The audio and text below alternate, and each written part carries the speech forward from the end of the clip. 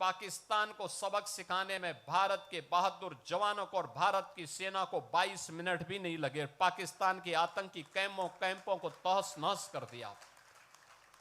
प्रधानमंत्री मोदी जी ने यही कहा था कि पुलवामा में जिसने भी दुस्साहस किया उसको इसकी कीमत चुकानी पड़ेगी। और फिर आपने देखा होगा इस बार भी पाकिस्तान चिल्ला चिल्ला के अमेरिका के पास पहुंच गया था।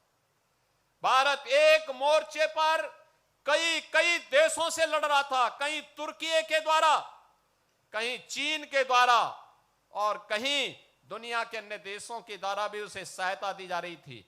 लेकिन उस सब के बावजूद भारत की बहादुर सेना के सामने पाकिस्तान की एक नहीं चली और अंततः उसको समर्पण करने के लिए मजबूर होना पड़ा था, ये बहादुर सैनिकों के नाते। और इसलिए यूनिफॉर्म के प्रति सम्मान का भाव हर भारत का दायित्व बनता है, हर भारतवासी का दायित्व बनता है। एक तरफ यह सम्मान का भाव, दूसरी तरफ अगर हमें विकसित भारत के सपने को साकार करना है तो उन षड्यंत्रों से हमें हमेशा सावधान होना होगा जो षड्यंत्र हमें बांटने का काम कर रहे हैं, जाति के नाम पर, क्षेत्र के नाम पर, भाषा के नाम पर। याद रखना, बल, बुद्धि और विद्या में भारत कभी इतिहास के किसी भी कालखंड में कभी कमजोर नहीं रहा, कभी कमजोर नहीं रहा। किसी बात की कोई कमी भारत के अंदर कभी नहीं थी।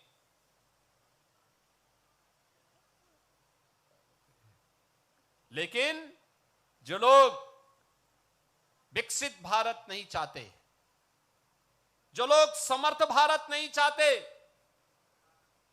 जो लोग सशक्त भारत नहीं चाहते, वे लोग भारत को जाति के नाम पर, क्षेत्र के नाम पर, भाषा के नाम पर, तमाम वादों के आधार पर बांट करके, सामाजिक ताने बाने को छिन्न भिन्न करके दुश्मन को प्रेरित और प्रोत्साहित करते हैं, दुश्मनों को प्रेरित और प्रोत्साहित करते हैं। उनकी सहानुभूति किसी गरीब के लिए नहीं है, उनकी सहानुभूति देश के लिए नहीं है, उनकी सहानुभूति उन लोगों के प्रति होती है जो घुसपैठिए के रूप में भारत के नागरिकों के हक पर डकैती डालने का काम कर रहे हैं। ये दृश्य आज देख रहे होंगे, ये दृश्य आज भी आप देख रहे होंगे। भारत के नागरिक को मताधिकार, संविधान प्रदत्त यह अधिकार प्राप्त हो, यह उनकी चिंता नहीं, लेकिन एक घुसपैठिए को प्राप्त हो यह उनकी चिंता है। और ये वही लोग हैं जब सत्ता में आते हैं परिवारवाद चलाते हैं और जातिवाद का सहारा लेकर के सामाजिक ताने बाने को छिन्न भिन्न करने का काम भी करते हैं। याद रखना, इतिहास के किसी भी कालखंड में जब भी हम इस प्रकार की प्रवृत्ति के तत्वों के चंगुल में फंसे, भारत को इसकी बड़ी कीमत चुकानी पड़ी है, बड़ी कीमत चुकानी पड़ी है। क्यों विदेशी हमलावर भारत पर हावी होते गए? ऐसा नहीं कि हमारे पास योद्धाओं की कमी रही हो, हमारे पास बल या बुद्धि या वैभव की कमी किसी स्तर पर रही हो।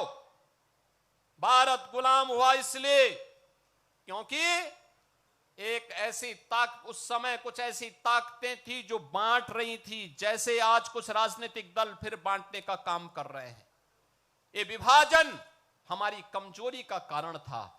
इस विभाजन से फिर से बचने की आवश्यकता है।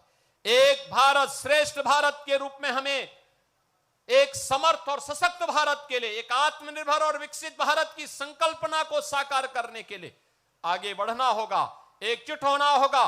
कारगिल विजय दिवस का संदेश यही है, जिन वीर सैनिकों ने अपना बलिदान दिया है उनकी प्रेरणा यही है कि हम एक भारत और श्रेष्ठ भारत के माध्यम से ही एक सशक्त और समर्थ भारत की परिकल्पना को साकार कर सकते हैं।